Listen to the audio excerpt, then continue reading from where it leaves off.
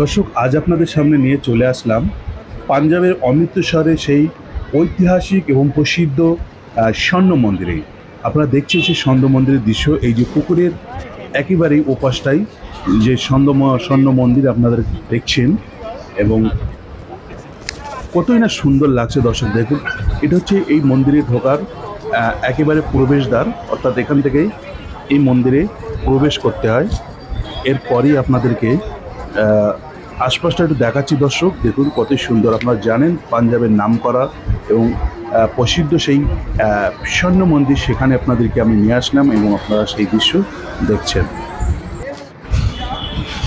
একেবারে জলের ওপরে যেন সোনা ভাসছে, সেরকম একটা দৃশ্য। সত্যি খুবই মনোমুগ্ধকর দৃশ্য। দেখতে কারা না ভালো লাগে।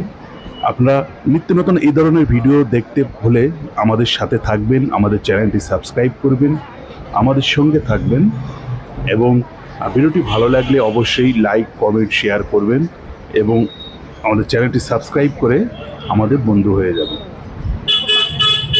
প্রচুর মানুষ এখানে সন্ধ্যেবেলায় জমা হয়, বিশেষ করে এই যে পুকুর পাড়ে তারা বসে এবং এখান থেকে মন্দিরটা উপভোগ করে।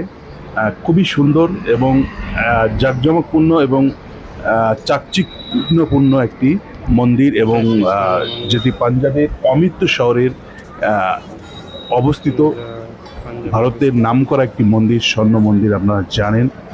হ্যাঁ, ভালো করে দেখালাম।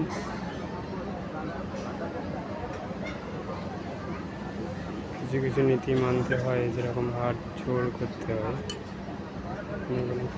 আছে দেখছি খুব সুন্দর।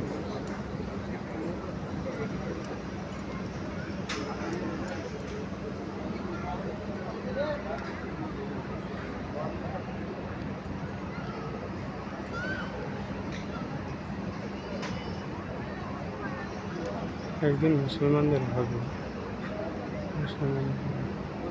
একটা অনুভব পাচ্ছি, বাট জায়গাটা গন্ধ বলতে ভাব।